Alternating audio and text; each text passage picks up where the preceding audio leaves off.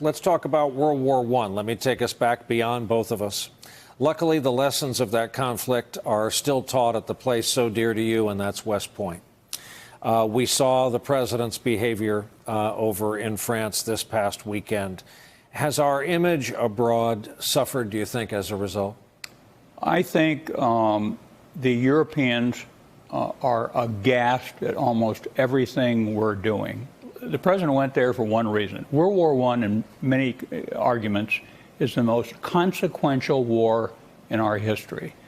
It changed everything. And we took 300,000 casualties, essentially in a 6-month campaign. We put 2 million soldiers and Marines into Europe, more than the French army.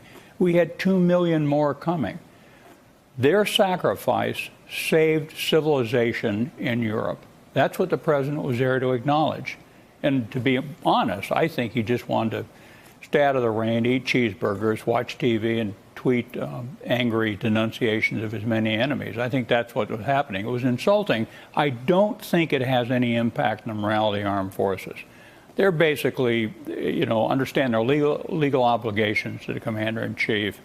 They fight for each other, their units, their service pride. So I don't think there's any downside to the armed forces, but it's astonishing behavior. Hey there, I'm Chris Hayes from MSNBC. Thanks for watching MSNBC on YouTube. If you want to keep up to date with the videos we're putting out, you can click subscribe just below me or click over on this list to see lots of other great videos.